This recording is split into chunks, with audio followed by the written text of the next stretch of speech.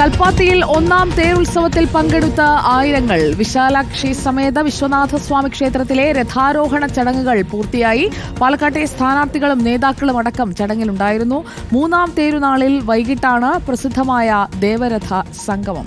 ദീപക് മലയമ്മ ചേരുന്നു. ദീപക് മലയമ്മ, ഒന്നാം തേരുത്സവമാണ്, അതുകൊണ്ടാണ് ഇന്ന് ചേലക്കരയ്ക്കൊപ്പം പാലക്കാട്ട് വോട്ടെടുപ്പ് നടക്കാതിരുന്നത്. ഒന്നാം തേരുത്സവത്തിന്റെ കാഴ്ചകളൊക്കെ എങ്ങനെയുണ്ട് അവിടെ? സുജയ, ഇപ്പോൾ പ്രാഥമികമായി ആദ്യഘട്ടത്തിൽ തേര് വലിച്ച ഏതാണ്ട് വിശാലാക്ഷി സമേത വിശ്വനാഥ ക്ഷേത്രത്തിന്റെ മുൻവശത്ത് ഏതാണ്ട് 200 മീറ്റർ മാറി നിർത്തിയിരിക്കുകയാണ്. ആദ്യഘട്ടത്തിൽ തന്നെ ക്ഷേത്രത്തിലെ പൂജാ ചടങ്ങുകൾ നടന്നു. അതിനുശേഷമാണ് ദേവതകളെ ഈ രഥത്തിലേക്ക് അവരോധിക്കുന്ന അല്ലെങ്കിൽ രഥത്തിലേക്ക് ആരോഹിക്കുന്ന ചടങ്ങ് നടന്നിട്ടുള്ളത്. ആദ്യഘട്ടത്തിൽ സുബ്രഹ്മണ്യസ്വാമിയുമായി പ്രതിഷ്ഠിച്ച രഥം മുന്നോട്ട് നീങ്ങി. അതിനുശേഷമാണ് ഗണപതിയെ പ്രതിഷ്ഠിച്ച രഥം ആളുകൾ വലിച്ചത്. തൊട്ടു പിന്നാലെ തന്നെ ശിവനും പാർവതിയും ഇരുവരും സമേതരായിട്ടുള്ള ആ ഒരു രഥവും കൂടി പിന്നീട് ഈ ഒരു ഏതാണ്ട് 200 മീറ്റർ മന്തക്കര ഭാഗത്തേക്കുള്ള 200 മീറ്റർ വലിച്ച് അവിടേക്ക് എത്തിക്കുന്ന ചടങ്ങ് ഉണ്ടാവുകയും ചെയ്തിട്ടുണ്ട്. ഇനിയിപ്പോൾ വൈകിട്ട് 4 മണി മുതലായിരിക്കും മന്തക്കര ഗണപതി ക്ഷേത്ര പരിസരത്തേക്ക് ഇത്തരത്തിൽ രഥം പ്രയാണം ഉണ്ടാവുക എന്നുള്ളതാണ്. നമുക്ക് ദൃശ്യങ്ങളിൽ തന്നെ കാണാമെന്ന് കരുതുന്നു. നിരവധിയായ ആളുകളാണ് ഈ രഥപ്രയാണവുമായി ബന്ധപ്പെട്ടുകൊണ്ട് അതിന്റെ ഭാഗമാകുന്നതിന് വേണ്ടി ഇവിടേക്ക് എത്തിയിട്ടുണ്ടായിരുന്നത്. രാവിലെ മുതൽ തന്നെ വലിയ തിരക്ക് ഈ ഒരു മേഖലയിൽ അനുഭവപ്പെടുന്നത് നമ്മൾ കണ്ടു. കൽപ്പാത്തി തെരുവ് മേഖലയിൽ അനുഭവപ്പെടുന്നത് നമ്മൾ കണ്ടു. കൽപ്പാത്തി തെരുവ് അക്ഷരാർത്ഥത്തിൽ വിശ്വാസികളെ കൊണ്ട് നിറഞ്ഞു എന്ന് തന്നെ വേണം പറയാൻ. ഇനിയിപ്പോൾ ഒരു പ്രത്യേകത എന്ന് പറയുന്നത് തെരഞ്ഞെടുപ്പ് കാലമാണ്. അതുകൊണ്ട് തന്നെ 3 സ്ഥാനാർത്ഥികളും അവരുമായി ബന്ധപ്പെട്ടുള്ള ആളുകൾ കൂടി ഈ രഥോത്സവത്തിന്റെ ഭാഗമാകുന്ന കാഴ്ച കൂടി നമ്മൾ ഇന്ന് കാണുകയുണ്ടായി. പ്രധാനമായും ഈ 3 സ്ഥാനാർത്ഥികളും ഇപ്പോൾ ദൃശ്യത്തിൽ കാണുന്ന ഈ രഥവുമായി ചേർന്ന് നിന്നുകൊണ്ട് ആ തേര് വലിച്ച് മുന്നോട്ട് നീക്കുന്നതിൽ വളരെ ഉത്സാഹപൂർവ്വം പങ്കെടുക്കുന്ന കാഴ്ചയുൾപ്പെടെ നമ്മൾ ഇന്ന് കാണുകയും ചെയ്തു. അങ്ങനെ ഏറ്റവും ഭംഗിയായി ആദ്യഘട്ട പ്രയാണം ഇവിടെ നടന്നിരിക്കുന്നു എന്നുള്ളതാണ്. ഇനിയിപ്പോൾ അല്പസമയം കാത്തിരിപ്പാണ്.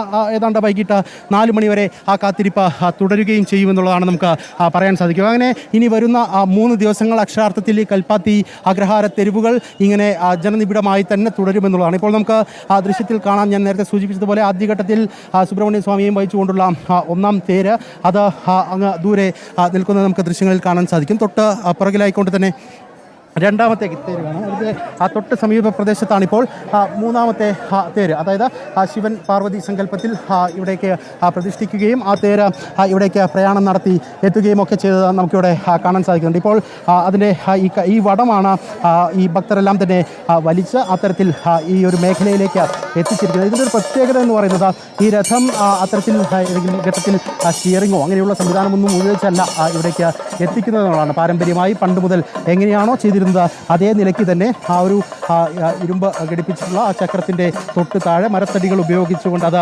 വലിച്ച് അല്ലെങ്കിൽ അത് നിർത്തേണ്ടയിടത്ത് നിർത്തി ഏത് ഭാഗത്തേക്ക് വേണമോ അത് തിരിക്കേണ്ടത് ആ നിലയ്ക്ക് തിരിച്ച് അങ്ങനെയൊക്കെ തന്നെയാണ് ഈ ഒരു മേഖലയിലേക്ക് എത്തിച്ചിരിക്കുന്നത്. ഇപ്പോൾ പൂജാ ചടങ്ങുകളൊക്കെ തന്നെ ഏറെക്കുറെ കഴിഞ്ഞിരിക്കുകയാണ്. ഇപ്പോൾ ഭക്തരെല്ലാം തന്നെ ഇവിടെ പ്രസാദമാകുന്ന അടക്കമുള്ള കാഴ്ചകളൊക്കെ നമുക്ക് കാണാൻ സാധിക്കുന്നുണ്ട്. അങ്ങനെ ഈ ഒരു രഥോത്സവത്തിൻ്റെ ചടങ്ങുകൾ അത് 10 ദിനം നീണ്ടു നിൽക്കുന്ന ചടങ്ങുകൾ ആ നിലയ്ക്ക് ഇപ്പോൾ ദേവരഥ പ്രയാണവുമായി ബന്ധപ്പെട്ടുകൊണ്ട് അതിൻ്റെ ആദ്യ ദിനത്തിലേക്ക് 1ാം തേരിലേക്ക് കടന്നിരിക്കുന്നു എന്ന് തന്നെ വേണം പറയാൻ. അതിൻ്റെ ആവേശത്തിലേക്ക് ഇതിനോടകം തന്നെ ആളുകളെല്ലാം തന്നെ മാറുകയും ചെയ്തിട്ടുണ്ട്. ചില പ്രതികരണങ്ങളിലേക്ക് കൂടി ഈ ഒരു ഘട്ടത്തിൽ നമുക്ക് പോകാമെന്ന് തോന്നുന്നു. ഇവരൊക്കെ തന്നെ ഈ പ്രദേശത്തുള്ളവരായിരിക്കാം എന്നുള്ളതാണ് ഞാൻ മനസ്സിലാക്കുന്നത്. നമസ്കാരം. സെൽഫി എടുക്കുന്നതിന് മുന്നേ ഒരു കാര്യം ചോദിച്ചോട്ടെ, ഇവിടെയുള്ള ആളാണ്?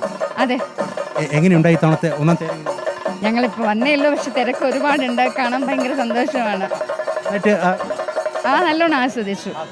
എങ്ങനെയാ അമ്മ നേരത്തെയും കുറേ പങ്കെടുത്തിട്ടുണ്ടാവുമല്ലോ? സൂപ്പറായിട്ട് നല്ലോണം ആസ്വദിച്ച എല്ലാവരും നല്ല ഭക്തി മാർഗത്തിലും ഒക്കെ കൂടി നന്നായിട്ട് നടക്കുന്നുണ്ട്. അതന്നെ വലുത്. വൈകിട്ടത്തെ ചടങ്ങിലും ഉണ്ടാവും? വൈകിട്ടത്തെ ചടങ്ങിലും അമ്മ ഉണ്ടാവും? പിന്നെ ആ തരത്തിലാണ് ഇവരെയൊക്കെ സംബന്ധിച്ച് ഇതൊരു ആഘോഷമാണ്. പ്രത്യേകിച്ച് ഈ ഒരു തെരഞ്ഞെടുപ്പ് നടക്കുന്ന കാലത്ത് ഒരു വശത്ത് ജനാധിപത്യത്തിൻ്റെ ഉത്സവം നടക്കുമ്പോൾ മറുവശത്ത് ഇത്തരത്തിൽ കൽപ്പാത്തി ഉത്സവം അത് രഥോത്സവം എന്നുള്ള നിലയിൽ തന്നെ പുരോഗമിക്കുകയും ചെയ്തു. ഇങ്ങനെ ഏറ്റവും വിശിഷ്ടമായ ഒരു ചടങ്ങ് എന്നുള്ള നിലയിലാണ് ഇതെല്ലാം തന്നെ മുന്നോട്ട് കൊണ്ടുപോയിക്കൊണ്ടേയിരിക്കുന്നത്. ആ അർത്ഥത്തിൽ വലിയ രീതിയിലുള്ള നിങ്ങളൊക്കെ ഇവിടുത്തുകാരാണോ? ഈ തേരൊക്കെ വലിക്കുന്ന കൂട്ടത്തിലുണ്ടായോ? അതെ, ഉണ്ടായിരുന്നു. എങ്ങനെയുണ്ടായി ഇത്തവണത്തെ ഒരു എക്സ്പീരിയൻസ്? എല്ലാ ഉള്ളതുപോലെ തന്നെ എപ്പോഴും തിരക്കും. ഈ ഇവിടുത്തെ ഒരു 10 ദിവസം പറയുമ്പോൾ നമ്മുടെ ഒരു ഇനിയിപ്പോൾ സ്ഥാനാർത്ഥികളൊക്കെ ഉണ്ട് ഉണ്ടാവും. അപ്പോൾ ഫുള്ള് ഇവിടെ കറങ്ങിണ്ടാവും. അവരൊക്കെ വന്നപ്പോൾ ആൾ കൂടിയോ? അത് പിന്നെ അവരുടെ ഒരു ഇതുണ്ടാവുമല്ലോ, ആവേശം. അത് പിന്നെ ഈ ഇതിൽ ക്യാമ്പയിൻ നടത്തുന്ന അവർക്ക് നല്ലതല്ല, അതുകൂടി ഇതിന് കൂട്ടത്തിൽ നടക്കുന്നു. അതന്നെ. എന്തായാലും അങ്ങനെ ഒരു ആവേശം പൊതുവേ ഉണ്ട് എന്ന് തന്നെ വേണം പറയാൻ. അത് ആ അർത്ഥത്തിൽ തന്നെ മുന്നോട്ട് ആദ്യമായിട്ട് വരുന്നതാണോ? ആദ്യമായിട്ട് വരുന്നത്. എങ്ങനെയുണ്ട് ഈ ഒരു അനുഭവം? നല്ല രസമുണ്ട്, നല്ല വൈബാണ്. ദീപക് ഇവിടെ ആദ്യമായിട്ടാണോ? ഇതൊന്ന് കാണണമെന്ന് ഇതൊന്ന് കാണണമെന്ന് വെച്ച് വന്നതാണ്. ഞാൻ ആദ്യമായിട്ടാണ്. അതിൻ്റെ എല്ലാ തരത്തിലുള്ള പരുങ്ങലും എന്നെ സംബന്ധിച്ചുണ്ട് എന്നുള്ളൊരു യാഥാർത്ഥ്യവും കൂടിയാണ്. കാരണം നമ്മൾ മറ്റു ഉത്സവങ്ങളുടെയൊക്കെ ഭാഗമായിട്ടുണ്ടെങ്കിൽ പോലും രഥോത്സവത്തിൻ്റെ ഭാഗമാകുന്നത് ആദ്യമായിട്ടാണ്. അതുകൊണ്ട് തന്നെ ഇതിൻ്റെ ചടങ്ങുകൾ സംബന്ധിച്ചൊക്കെ കൂടുതൽ ആഴത്തിൽ പറയണമെങ്കിലൊക്കെ അതിനുള്ള പരിമിതികൾ എന്നെ സംബന്ധിച്ച് ഉണ്ട് എന്നുള്ളതാണ്. ആദ്യമായിട്ട് വന്നാണോ? ആദ്യമായിട്ട് വന്നതാണ്. കോട്ടയം ജില്ലയിൽ നിന്നാണ് വരുന്നത്, ഒടുവൂർ എന്ന സ്ഥലത്ത് നിന്ന് വരുന്നത്. ഞാനും ആദ്യമായിട്ട് വന്നു. എങ്ങനെയുണ്ട് ഒരു അനുഭവം? ഇത് മറക്കാൻ പറ്റാത്തൊരു അനുഭവമാണ്. ഞങ്ങളുടെ നാട്ടിലൊന്നും ഇങ്ങനത്തെ ഒരു ഉത്സവമില്ല. ഇത് ടി വിയിലൊക്കെ കണ്ടിട്ടേ ഉള്ളൂ. നേരിട്ട് കാണുന്ന തോന്നിയാൽ വന്നതാണ്. ഇനിയിപ്പോൾ 3 ദിവസം ഇവിടെ കാണും? ഇല്ല, ഇന്ന് വൈകിട്ട് പോകണം. തിരിച്ചു പോകണം. അമ്പലത്തിൽ പൂജ ചെയ്യുന്ന ആളാണ്. അപ്പോൾ ഒരു ദിവസത്തേക്ക് ലീവ് എടുത്ത് വന്നതാണ്. എവിടുന്നാ വരുന്നത്? ഞാൻ വിക്ടോറിയ കോളേജിൽ നിന്നാണ്. ഞങ്ങളുടെ കുട്ടികൾ, അതായത് ഭിന്നശേഷിക്കാരായ 60ഓളം കുട്ടികളും അവരുടെ പാരൻസും അതുപോലെ അവരുടെ കൂടെയുള്ള കുട്ടികൾ, അവരെ സഹായിക്കാനുള്ള അങ്ങനെ അത്രയും ആൾക്കാർ വന്നു. അവർക്കൊക്കെ നന്നായിട്ട് കാണിച്ചു കൊടുക്കാൻ പറ്റുമോ? കാണിച്ചു കൊടുക്കാൻ പറ്റി. തീർച്ചയായിട്ടും വളരെ നല്ല അനുഭവമായിരുന്നു.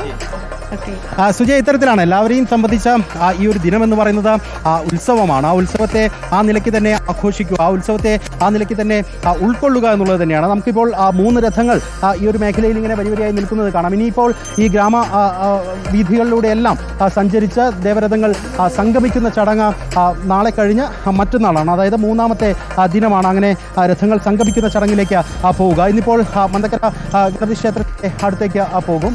തൊട്ടടുത്ത ദിവസം തന്നെ ചാത്തപുരത്തേക്ക് അത് നീങ്ങും. അങ്ങനെ ആ ഒരു ചടങ്ങ് അത്ര കണ്ട് ഭക്തിയാദരപൂർവ്വം തന്നെയാണ് എല്ലാവരും വീക്ഷിക്കാൻ കാത്തു നിൽക്കുന്നത്.